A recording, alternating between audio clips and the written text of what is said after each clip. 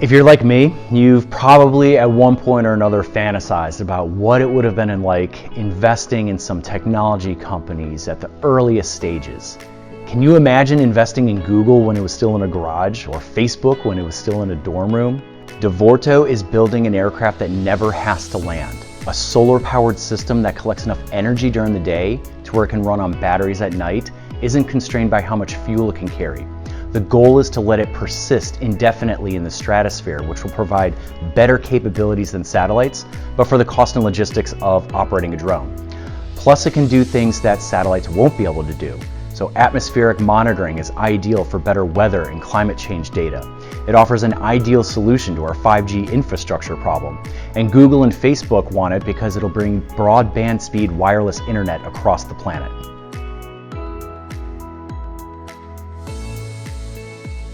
You're probably wondering who I am. My name is Dr. Justin Selfridge, founder and CEO of Devorto. Before this, I worked for NASA Langley for 7 years doing adaptive control for experimental aircraft, and this vehicle was the subject of my PhD. Devorto has done nearly $500,000 of R&D funded by NASA and the US Air Force. We have an MOU with the Washington Air National Guard and 3 patents in hand protecting the technology. The idea of a solar-powered aircraft is nothing new. DARPA has spent over $750 million on both fixed-wing and airship designs. Tier 1 aerospace companies have optimized conventional aircraft and looked at some exotic designs, but nothing is in commercial production. And technology giants have been acquiring pre-revenue companies, but have walked away from their initial investments. I'm sure you have technology investments in the stock market. Some go up, some go down. That's because it's largely determined by the whims of emotional beings.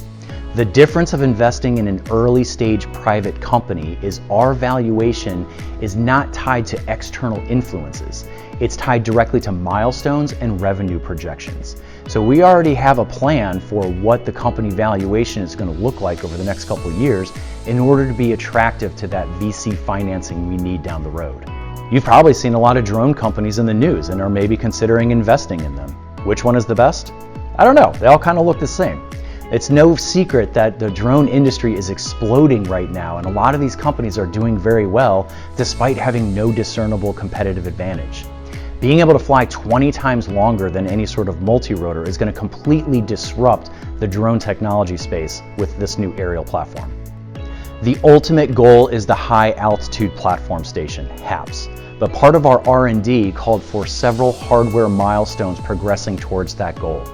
Our go-to-market strategy is to commercialize each of these smaller scale vehicles, which will generate revenues and profits to proceed to the next largest vehicles. So our platform is well poised to provide 98% global coverage year-round. The potential for this system is going to provide the backbone for the next wireless telecommunications industry. Click the link below to find out more.